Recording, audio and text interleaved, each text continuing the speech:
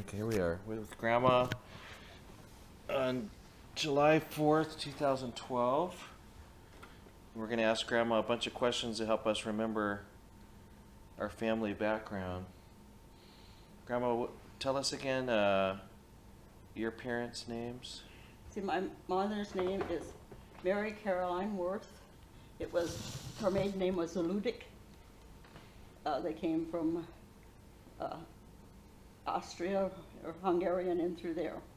And my dad's name was Thomas Joseph Worth, and his parents came from France and Germany.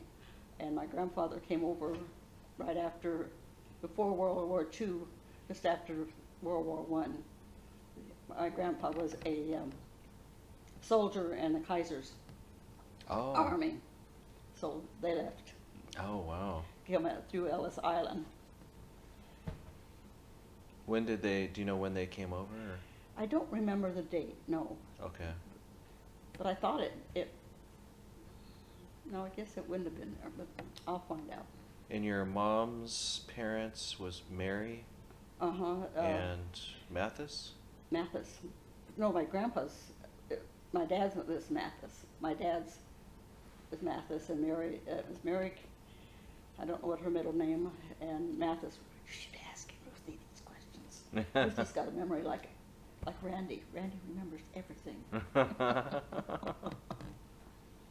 So your mom's parents are, what's their names again? Zaludik was their maiden name.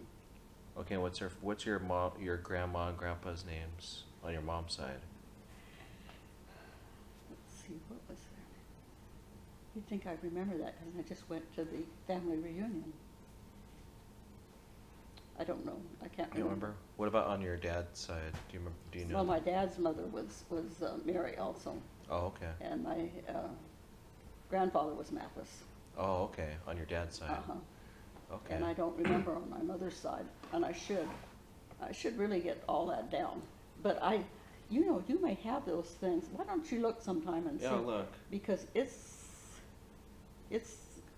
Joanne and them did it from way back. They went back to the 1800s or something, and the same way with Barry's side went back to the 1800s. Okay, yeah. And you were born October 26, 1924. 1924. And then you were telling us earlier that your dad was a steel worker. Mm-hmm. He worked on the Oakland Bridge that got collapsed in that big earthquake they had over there. He used to build buildings that put those girders in, those metal girders that had to be paint red before they put them up to keep them from rusting. Oh, yeah. So that they wouldn't rust and give away. And he got lead poisoning from it. Hmm. But he became a supervisor at, it was Kaiser Steel, Union Steel, then Kaiser took it over. But, You used to have to come home and give him medicine when you had the mhm. lead poisoning. I was in junior high, so I was at the closest school, so I had to come home at the end of every class and I went to the end of every class and 15 minutes of the first class, every day for almost 2 years. And so you know what my grades did. Oh. They went down the tubes, but I had to give him chop up raw liver, beef liver, and feed to him to get his blood to be built up. And then he would have to go, someone would have to go and get him and take him to the hospital to have his blood drained again and more blood put in. Wow. And then during that time, your mom started working. She worked at hotels. She was just started out as a maid and then became head housekeeper again because she was good. You make your pillows with rabbit ears. Smooth them out, have your rabbit ears at the top. And then there was a Japanese family that used to babysit you? Yeah, when Daddy was working for the Union Steel before Kaiser took it, we had lived out on this ranch that this guy had, and they were caretakers of this ranch. They didn't do anything because the guy had workmen, but they lived in the house. And we lived there, and the Japanese people lived in a ranch behind us. And it must have been about a three-block walk to their place. And every time these people would babysit us, you'd tell us we were going over there for the night, because Ruthie and I'd be walking with our silverware, because they did everything the traditional Japanese way with chopsticks and everything, rice bowls. And then we had a Chinese man that lived down the street, down that was actually a country road because it was dirt. And he grew asparagus and different vegetables, but in the asparagus he built up on a mountain, and there was trenches on either side of it. And he let us go swimming in them in the summertime, and we just always go swimming in his trenches. So in the Japanese family, you guys had a good time with them, Oh yeah, we had a real good, except for the uncle. except for the He uncle. was a mean looking man, and he used to tell us that he'd get this whip, and he'd say, if you're not good, I'm going to use this whip on you. And he was ornery. And then when, of course, the father was the only citizen of the United States, and when he passed away, the whole family got shipped back to Japan, because none of them were citizens, and they couldn't be here without being a citizen. Mm. And that was back in, probably the 1927, no, it had to be later than that. It had to be back around about 1930. Okay. So you couldn't be in the United States unless you were a citizen back then. Hmm. So that was long before World War II. Hmm. Long before, because World War II didn't happen until I was in my teens. So the bombing of Pearl Harbor was on Ruthie's birthday. December 7th, 1941, I think it was, 41 or 42, and we were up celebrating Ruthie's 16th birthday, I think is what it was. And so we were up there dancing and having a good time and had the music going, and on came his voice and said, Pearl Harbor's been burned, we are at war. And we thought this is an Orson Welles thing, and we turned it off and continued having our party, and went down about 4:30, because in the wintertime it got dark about that time. And to get down off of Bird Rock, you had to go down so you could see your footing. And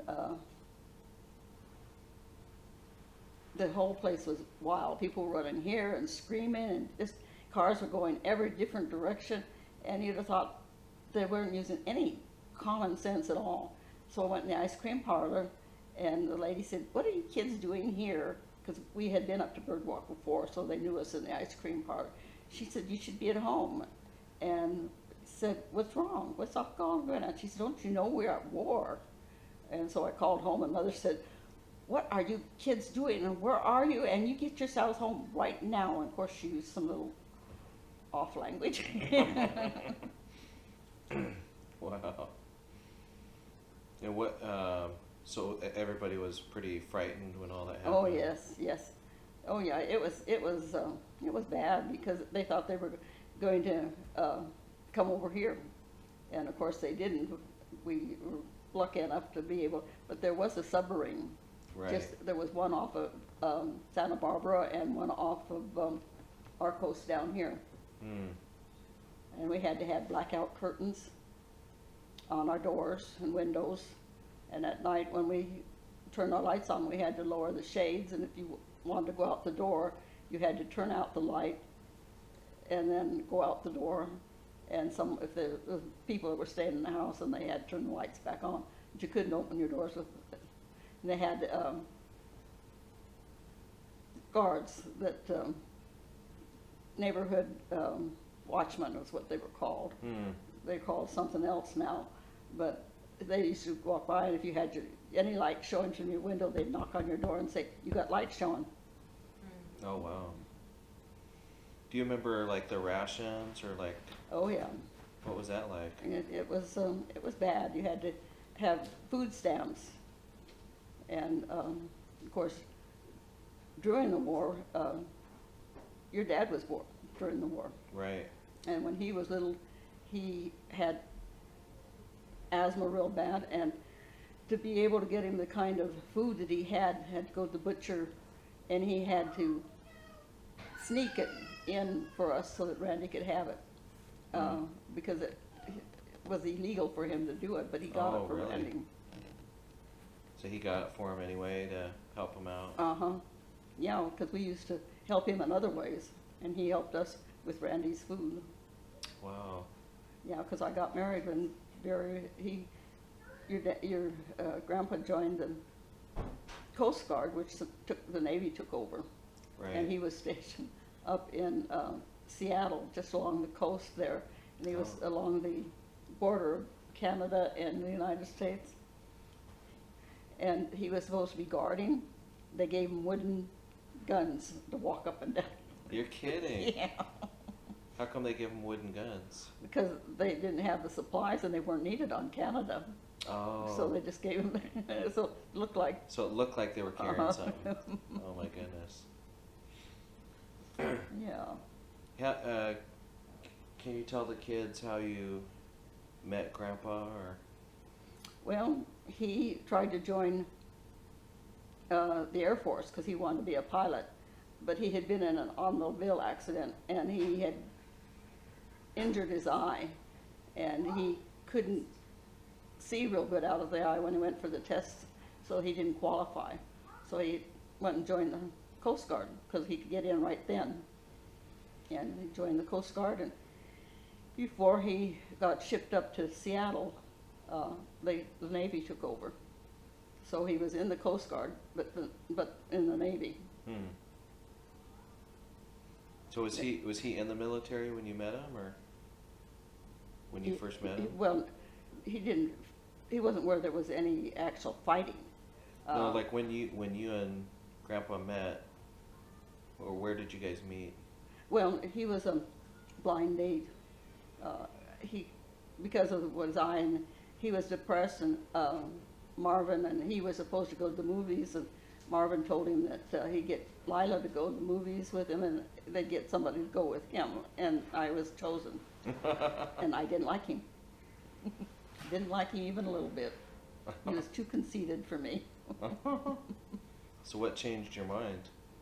He just kept coming over, and the first time he came, first time he wanted me to have a date, he called, and Mother answered the phone, and he said I wasn't home, and he said, well, I'd like to take her to the movies. I want to see this movie and see if she'd go with me. And Mother said, oh yeah, she'll go with you. So when I got home, she told me I had a date. And And how old were you? how old was I? I was about 14. Oh wow.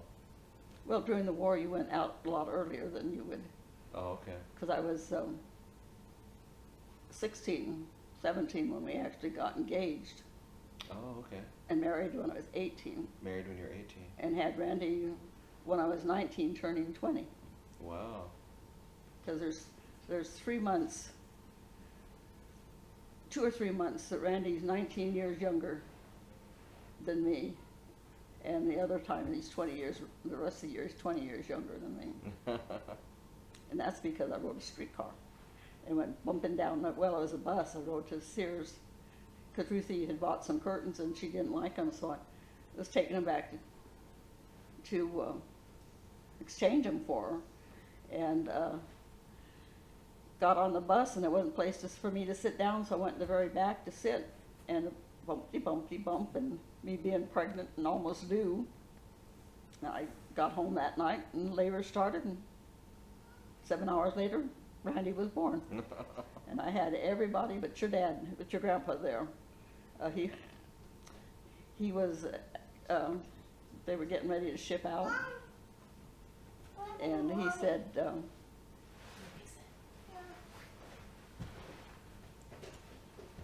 So was he wasn't in the Philippines yet, or? no, he was still stationed in Seattle. They sent me home because he was getting ready to ship out. Oh, And okay.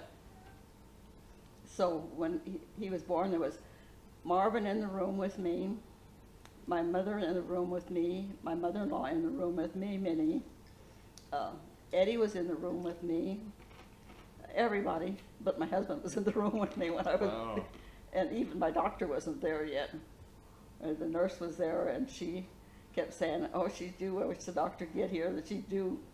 and she'd get here, and just before Randy slid out, the nurse thought she was going to have to catch him. The doctor got there, Oh, wow. and then after he was born, and Minnie, your dad's, your grandpa's mother, called your grandpa and said, "You got a son," and they had to locate him because he was sleeping because they were going to ship out that morning, Oh, and he. They called him and he on the phone and she said, you know, Peggy had the baby early and you have a baby boy. And he says, oh, well, good, and hung up on her, walked back and went to bed. oh no. And then it dawned on him what he had heard and said, and he tried to find out where well, everybody was at the hospital with me. Oh, and he couldn't get a nobody hold of was you at guys? home. Oh no. So he couldn't find out. They couldn't find out where he was. When he did find out, Minnie called him back a little later and told him what all that was going on and what they were doing and Oh and my all. goodness. And he said, well, I'll go talk to my captain, and they gave him so that he didn't ship out on that the ship that they went out on in the morning. He took another ship. Another ship. And so he went over in another boat. Of course, they caught up. It was a faster boat because they Oh, could catch up okay. where the rest of them were. Oh, okay. But yeah, he came home. He was there with us for about 3 days, 3 or 4 days, with Randy. Oh, okay. What now was Minnie? Is that her full name or Who? Grandpa's mom? Is her Minnie. full name Minnie? Her name was Minnie. Minnie. Forget what her middle name was. But that was her full first name, Minnie. Minnie. Okay. Yep. She was a very sweet person. And then, of course, his grandmother is the one that raised him. And That was Grandma Morris. What was her first name again? Mama Morris. Mama Morris. She didn't let anybody but your father and Kathleen call her Grandma. Oh, okay. No one else was allowed. Everybody else had to call her Mama Morris, even her other grandchildren. And what was her first name? Jenny. Jenny Morris. Jenny Morris. Oh, wow. Everybody called her Mama Morris. They called her Mama Morris. Yeah. She was a sweet gal.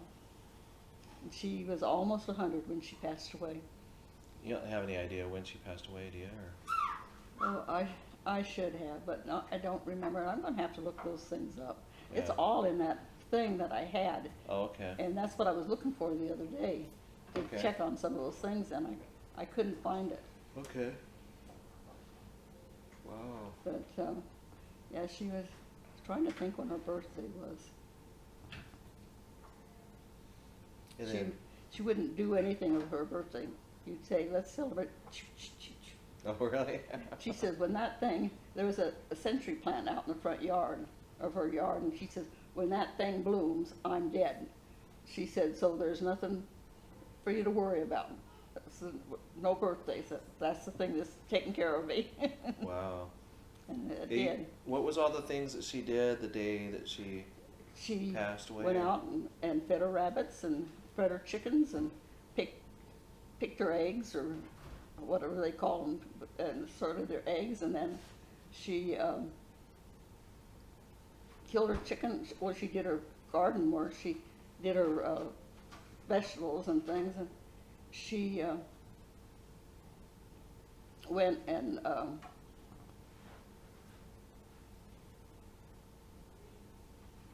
killed her chicken for her lunch, plucked it, cleaned it all out, and every time I think of it, because Minnie cleaned the chicken one time when I was in the backyard, and I would never watch her do it again. The thing ran around for a while before she could catch it after she cut its head off. But Mama Morris did all of that, and then she went in and fixed her lunch and ate and played the piano for about a half hour or so. She always played in the afternoon for about a half hour or so. And then went and laid down to go to sleep, and she never woke up again. She just slept, went to sound asleep. What did she like to play on her piano? Do you remember? Well, sometimes she'd play jazz music, like, and sometimes it was classical music, and sometimes Christian music, just Oh, okay. whatever she felt like at the moment. Right, right. But she was a one sweet gal. Hmm. She raised your grandpa. Yeah. Because he didn't really like his stepdad. His stepdad. I think that's the reason he didn't stay there, because it was real iffy about why he wasn't there. I think he got mad at Minnie because she married Earl. Hmm. I don't think he wanted her to, and so he just moved out. And how old would he have been when he moved out? Pardon? Do you know how old Grandpa was when he moved out to live with Mama Morris, or? Well, he wasn't in high school yet, so he had to be in his low. He had to be in his teens. Okay. Right. And you were saying earlier that you never felt like your dad liked you much, or you and your dad didn't have a real strong relationship, or like he wanted a boy or something? Or? Oh, yeah, my dad didn't want me. He wanted a boy, and he used to tell me when I was a little girl growing up, can't you do anything right?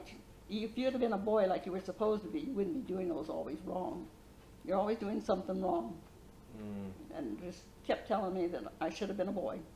Mm. And so I started acting like a boy. And I wouldn't play baseball with the kids, because when Ruthie and them would go out and play, I'd stay in the house and I'd mend the kids' dolls and do things like that. They'd bring their toys over to be fixed, and I'd sit and do that. Then the boys, Ruthie and the girls would tease the boys, and they'd start picking on the girls, and Ruthie and them would come running home, crying and yelling for me, and I'd go out and beat up the boys, and I mean, I beat them up. Their mothers used to come and report me all the time, and so that most of the time, the first few times, the boys didn't run away, but after they'd gotten beat up a couple of times, if they teased Ruthie and I come out of the house, a lot of the boys would just get up and run. They'd leave them alone. Yeah. And of course, my dad didn't like me for that. And then he didn't like me because I beat up a boy at high school I guess Ruthie was in higher, it was high school, I think. She was in the higher grade, and I was in lower grade, and there was a fence here. And the lower grade people sat here, and the upper grade people was over here, and we weren't allowed to go over there. No, that was junior high. What grade was that? I can't remember what grade it was, because it wasn't when I had to go take care of my dad, so it might have been even the last part of grammar school.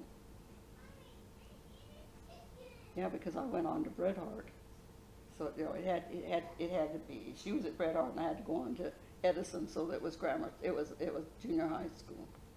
And you And, graduated from what high school again? Fremont? Pardon? You graduated from Fremont High School? From Fremont High. But Okay. this was, we went, junior high, we went to Bret Harte, and then Edison was over here, and we were actually, because of a street difference, we were in Bret Harte. Oh, okay. But Edison was closer, but because of Hoover Street, we were in the other district. Oh. And so we were there, and Ruthie was over here, and it had been a rainy day, and I was standing there because I wanted to be over there with them, because I always went around with them. I didn't have any friends over there. I wanted to be with Ruthie and the girls I ran around with. Right. And this boy walked up to Ruthie, and he was teasing her, and she started to cry, and he said, "Oh, you crybaby," like that at her. And he didn't hit her or anything. He knocked her books on the ground into the mud, and she really started to cry. And up over the fence I went, knocked him down, blooded his nose, and knocked out 2 of his teeth. Oh my goodness. I got expelled from school. And what And grade were you in then? They wouldn't let me back wouldn't let me back in Bret Harte any longer. I had to. That's the reason I went to Edison. And what grade was that? I was in the first grade of junior high. Oh, Ruthie was in the next grade up. okay. Wow. Yeah, he shouldn't have done that to my sister. Everybody told him, don't pick on Ruthie, because leave her alone. She was, and still is, a very sweet person, and people just take advantage of her, I think. But Mm. she's a very sweet person, very easygoing, very likable. And who's that? Celeste? Hmm? Who is that? Ruthie, Oh, Ruthie. my Yeah. sister, yeah. She is one of the best people. What's your anniversary date? My Your wedding date? September 12th. September 12th. Okay, that's probably. So want to go get the The pro- pizza? oh, probably the pizza. I'm getting it. No, I already paid for it, Grandma. It's too late. You what? It's already been paid for. Where were we? You were talking about Ruthie. Being a sweet person. Yep.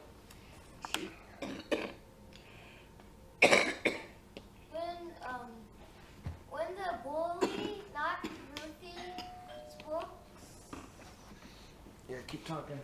when the bully knocked Ruthie's books over and punched two of his teeth out, do you think if the bully hadn't done that, nothing would have gone wrong at all? I can't hear you.